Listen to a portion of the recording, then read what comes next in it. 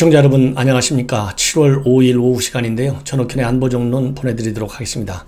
이번에는 그야말로 이 미국과 중국 간의 세력 팽창을 둘러싼 상호 견제, 그야말로 이제 신냉전이라고 이제 공용어가 돼가지고 새로운 용어로 국제정치에서 이제 굳어졌다, 이렇게 생각하시면 됩니다. 그래서 20세기의 냉전은 미국과 소련 간의 냉전이었지만 21세기의 냉전은 미국과 중국 간의 냉전입니다. 이 냉전, 이 핵심 전략은 중국에서는 1대1로 전략, 그 다음에 미국에서는 인도 태평양 전략, 이 둘 전략이 바로 말하자면 상충하는 그런 현 상황을 가리켜서 핵심적으로 냉전이라 이렇게 하는데요. 이것이 우리 한반도 인근에서도 그대로 군사적인 팽창을 둘러싸고 상호 갈등과 견제, 그 대결 국면이 시간이 갈수록 굉장히 악화되고 있어요. 이 내용을 여러분들께 정리해 드리겠는데요. 먼저 미국과 중국이 이렇게 대립 국면으로 갈 수밖에 없는 사태, 두 가지가 있습니다. 크게 봐서는 하나는 김정은이가 협상을 전혀 하지 않고 핵과 미사일을 계속 증강시키고 있다는 거 하나가 있고, 그 다음에는 홍콩 민주화 문제가 위기에 처해 있다. 특히 홍콩 국가보안법을 중국이 강행함에 따라서 미국과 중국이 충돌하는 국면. 그래서 하나는 김정은의 핵미사일, 다른 하나는 바로 홍콩 문제. 이 두 개로 인해서 이 우리 아시아 쪽에서의 전반적인 미국과 중국 간의 갈등 구조, 신냉전 구조가 더 악화되고 있다.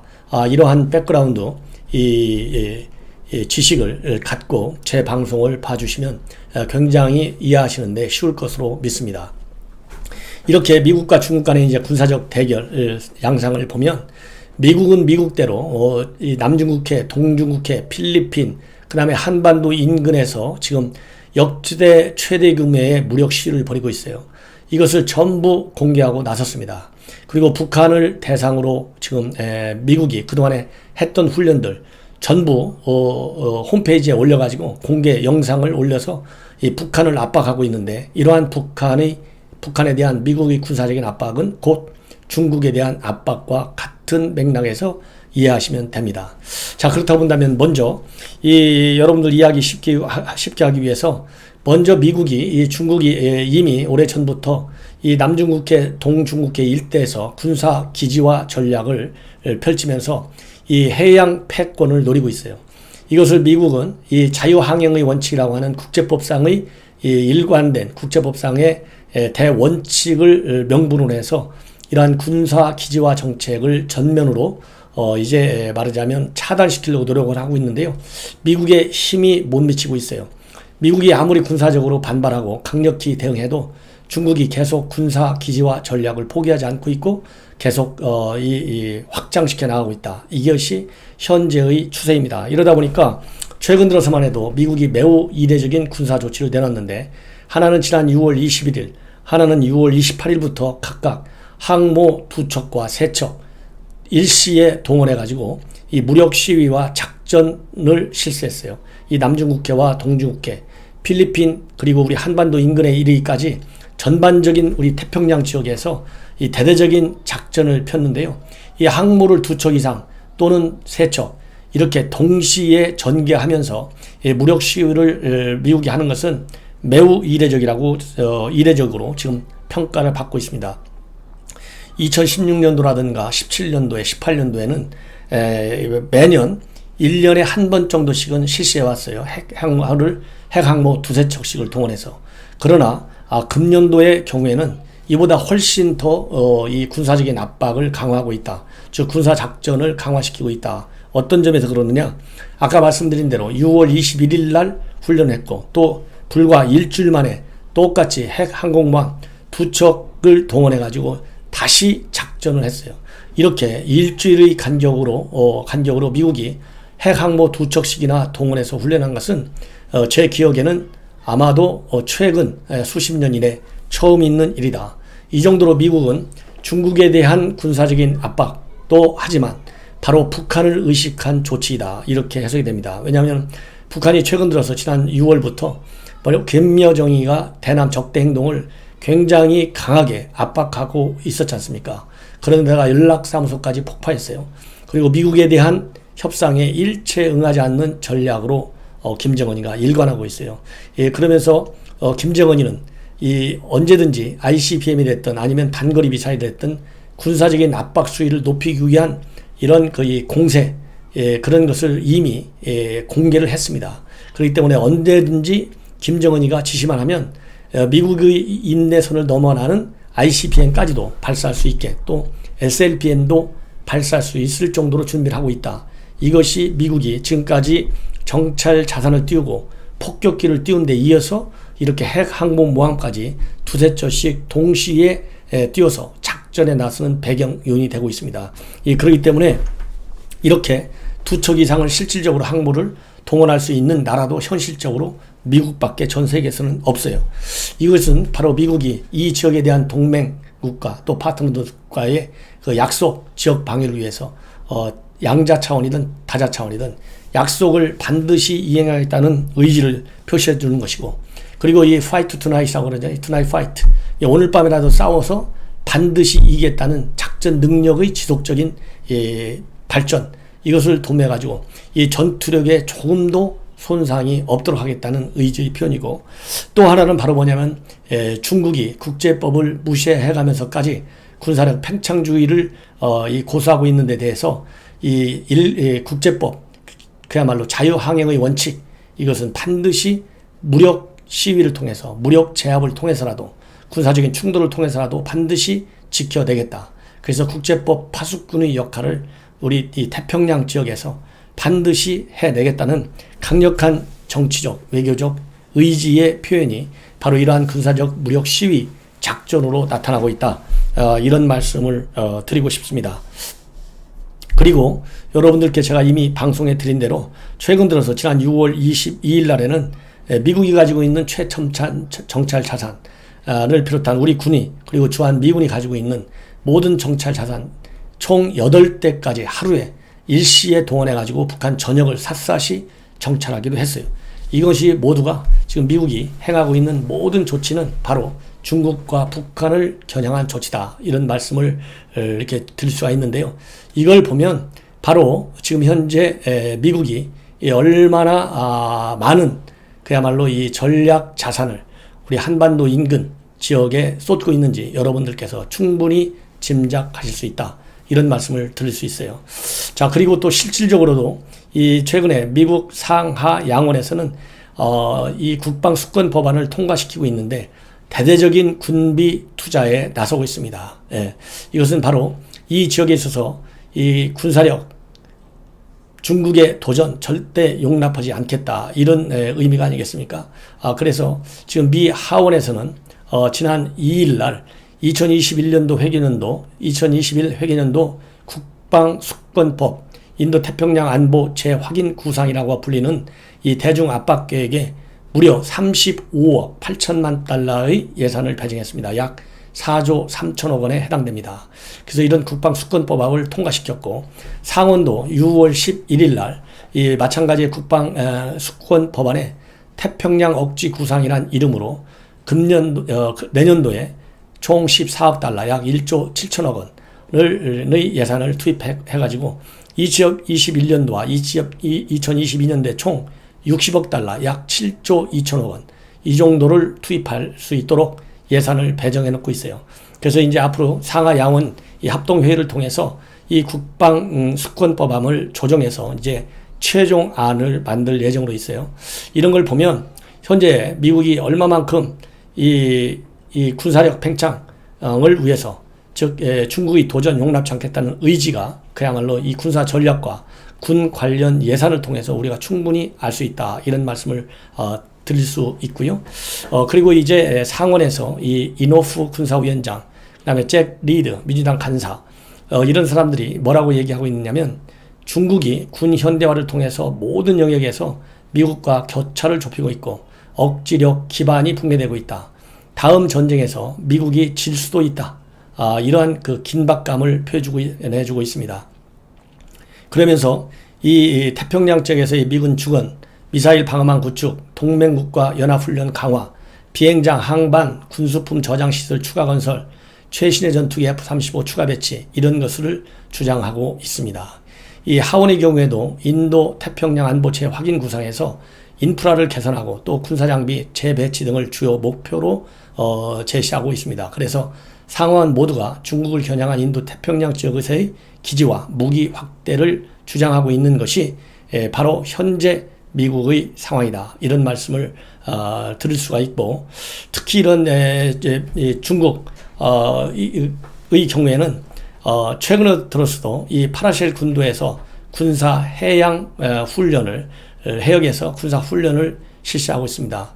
여러분들 잘 아시다시피 이 파라쉘 군도는 이제 한문으로 따지면 시사군도라고 하는데, 여기는 중국과 베트남이 영유권 분쟁을 벌이고 있고, 지금 현재 미국은 베트남과 함께 중국의 이러한 이 군사 팽창 활동을 강력하게 저지하고 나오고 있어요. 그리고 대만도 마찬가지입니다. 대만도 최근에 중국과 대만과의 이 군사적인 충돌 위기를 계기로 해서 미국이 적극적으로 대만을 지원해주고 있고, 호주에 대한 지원도 마찬가지입니다. 그래서 이 아시아 태평양 지역에서의 여러 나라들에 대한 미국의 군사 안보 이러한 지원이 계속 획기적으로 강화되고 있다. 그리고 또 이 피스5라고 하잖아요. 미국이 지금 현재 이 군사적인 측면에서 뿐만 아니라 이 정보적인 측면에서도 이 아시아 태평양 지역 국가의 방위와 그리고 영국 이런 기존 동맹 국가의 관계를 강화시키기 위해서 이 정보 협력도 굉장히 지금 강력하게 추진하고 있다. 이런 말씀을 드리고 싶습니다.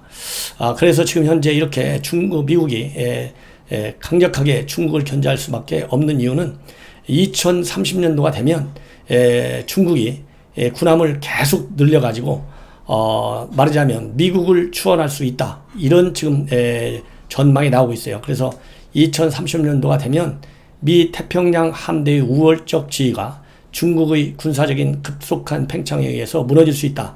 이런 위험 심리가 바로 미국에 지금 작용하고 있는 것입니다. 그래서 2030년도가 되면 이 함정수가 260대 199로 역전될 수도 있고, 또 항모 전력도 이 위험 수위에 다다를 수 있다라고 하는 우려들이 지금 나타나고 있어요. 그렇기 때문에 지금 미국은 굉장히 발등에 불이 떨어진 지금 그런 상황에 처하고 있고, 특히 이 중국이 가지고 있는 이 항모 킬러들, 이것이 이제 굉장히 지금 무섭게 지금 확장되고 있어요. 예를 들어서 지금 미국이 제일 무서워하는 중국의 이 미사일로는 F-21 미사일 21D와 그 다음에 DF-21D, 그 다음에 DF-26 이런 미사일이 있는데, DF-21 둥풍, 이 미사일은 1500km의 미사일인데 이거 항모 킬러로 알려져 있죠. 그래서 일본 열도, 오키나와, 주일 미군 기지를 타격으로 할 수 있고, DF-26 같은 경우에는 이 사거리가 약 4000km에 달합니다. 그래서 이 괌까지도 말하자면 이 중국이 포격할 수 있는 그런 능력을 갖추게 되어 있어요. 그래서 현재 중국에 대한 미국의 견제는 상당히 시기적으로 굉장히 시급하고, 그 다음에 이 질량적인 측면에서도 굉장히 위협을 미국이 느끼고 있기 때문에 이렇게 굉장히 강한 속도로 이 태평양 지역에서의 군사 작전을 계속하고 있다. 이런 말씀을 드리고 싶고요. 그리고 이 북한에 대한 경고성 영상도 최근에 제가 이 말씀을 드린 대로, 최근에 북한이 연락사무소를 폭파한 이후로 여러 가지 이제 대남 군사 위협을 가하고 있기 때문에 미군이 가지고 있는 그동안에 실시했던 훈련 영상들을 홍보 사이트에 계속 올리고 있다고 합니다. 특히 이러한 미군의 동향은 2018년도만 하더라도 미국과 북한 간에 또 남북한 간에 정상회담이 열리는 등 이 대화 국면이기 때문에 이러한 대화를 군사적인 측면에서 지원한다는 그러한 명분하에 군사훈련도 대폭적으로 줄이고 하더라도 비공개적으로 했는데요. 지금 현 상황은 이 반대로 이 북한이 노골적으로 군사 위협을 미국과 한국에 대해서 하고 있기 때문에 이러한 특수전 훈련, 최근에는 이 한반도 유사시에 투입되는 주일 미군의 특수부대, 이 내비 시일 부대가 훈련하는 것까지도 공개하고 나섰고, 또 B1B라든가 B-52 전략 폭격기의 전진 배치와 그다음에 기습적인 우리 동해 항공, 그다음에 동중국해 항공에서의 작전, 이런 내용까지 전부 공개하고 있어요. 그리고 또 이 사드 패트리엇 3의 훈련 타격 영상까지도 최근에 공개하고 있습니다. 이런 걸로 본다면 지금 미국은 현재 이 북한에 대한 군사적 시위를 대화에 임할 때까지, 그리고 선거전에서 북한이 미국의 인내선을 넘지 않도록 억제하기 위해서 이 모든 군사적 수단을 다 동원하고 있다, 이런 말씀을 드릴 수 있습니다. 특히 이번에 미군 당국에서 공개한 영상들 가운데서 우리가 눈여겨봐야 될 것은 바로 지난달 중순에 실시한 네비실 부대 요원들까지 동원해서 요코다 기지에서 실시한 그리폰 Z라고 하는 훈련. 이 훈련 내용은 상당한 이 의미가 김정은한테 전달될 것이다, 이런 말씀을 드리고 싶고요. 또 이러한 미국의 이러한 군사적인 이 군사력 강화 동향에 맞춰서 일본도 바로 지금 이러한 이 적 기지 공격 능력을 확보하기 위해서 이 방위 계획 대강을 금년 연내에 개정할 예정으로 있습니다. 왜 방위 계획 대강을 고치고 또 적기지 공격 능력을 공식적으로 밝히면서 전략화 시키느냐? 바로 그것은 헌법 제9조 전수방위 규정, 이것을 고치는 것은 정치적으로 아베가 상당히 어렵기 때문에 이렇게 이 적기지 공격 능력을 확보해서 유사시 미군과의 합동 공격 능력도 확보하고 또 자위 능력도 키우겠다. 그리고 미일 동맹을 최대한도로 키워서 말하자면 중국의 군사력 팽창에 일본 안보를 위해서 챙겨 나가겠다, 이런 의미가 담겨져 있다, 이런 말씀을 드리고 싶고요. 특히 지금 미국이 현재 지난번에 작년에 INF 조약 중거리 핵 미사일 전력 전격적으로 이 조약 폐기시켰는데, 그것이 바로 중국의 중거리 미사일 전력이 획기적으로 증가되기 때문에 이것을 견제하기 위해서 미국이 중거리 미사일 이 조약을 탈퇴했는데, 그러면서 중국이 가지고 있는 그러한 이 중거리 미사일 대응 전략을 키워나가고 있어요. 그래서 이 아시아 쪽에서도 배치해야 되는데, 지금 제일 적정 배치 지역이 한국과 일본, 괌, 호주 정도로 미국 내에서는 지금 거론되고 있습니다. 그런데 그 중에서도 제일 적절한 지역이 바로 일본이다. 그래서 일본과의 협력 관계, 지금 협상을 상당히 은밀하게 진행시켜 나가고 있는 것으로 지금 보입니다. 그래서 류쿠 열도라고 하는 지역에 말하자면 미국이 가지고 있는 개발하게 되는 중거리 지상 발사 미사일을 배치할 가능성이 상당히 커지고 있는데요. 자, 이렇게 미국과 중국, 그 다음에 일본 간의 상호 경쟁과 협력, 자, 이것이 현 문재인 정부에 주는 교훈이 뭘까요? 지금 미국과 일본은 상호 이 동맹 관계를 강화시키기 위해서 중거리 미사일까지 배치하는 문제를 협의하고 있는데, 한편으로 이제 중국의 관련 동향을 살펴보겠습니다. 중국 관영 매체에서 바로 어제 중국의 대대적인 이 해양 군사 훈련 내용을 자세하게 보도를 했어요. 이렇게 이 기밀 작전 훈련 상황을 언론 매체를 통해서 중국이 대대적으로 보도했다. 이 의미는 바로 미국이 중국의 그러한 이 군사 팽창 용서하지 않겠다는 취지하에 대대적으로 군사 시위에 나서는 것에 대한 대항적 측면이 분명하다, 이런 말씀을 저는 드리고 싶습니다. 그래서 이 미국과 중국과의 군사 팽창주의, 즉 이 해양 진출 강화를 노리는 중국 예사롭지 않다, 이런 것을 우리가 상당히 염두에 두고 우리의 대중 외교 노선을 분명히 정해야 되겠다, 이런 말씀을 드리고 싶은데요.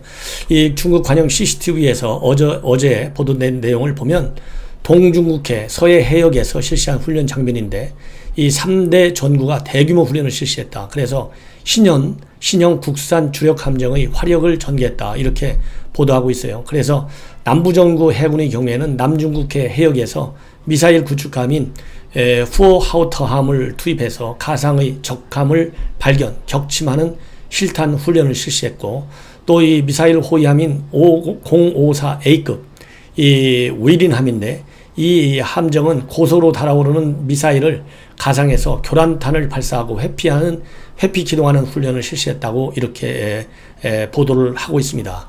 그리고 우리 한국과 바로 맞아보고 있는 서해, 일명 중국명으로는 황해라고 하죠. 여기서도 실시한 훈련을 공개했습니다. 바로 북부전구 소속인데요. 이 054A급 미사일 호위함 르자오함이 서해로 들어온 가상의 적 잠수함을 격퇴하는 훈련 장면을 소개했습니다. 그러면서 이 훈련 내용은 소나 즉 수중 음파 탐지 장비잖아요. 이 소나로 불상의 이동 물체를 탐지한 이 르자오함이 추격한 후에 대함 미사일을 발사하는 내용이라고 이렇게 또 친절하게 소개까지 해줬어요. 그리고 동중국해에서 실시한 동부전구 소속인 052D급 미사일 구축함 샤먼함은 헬기 2대와 함께 의심 선박을 추격해 납포하는 훈련을 전격적으로 공개했습니다.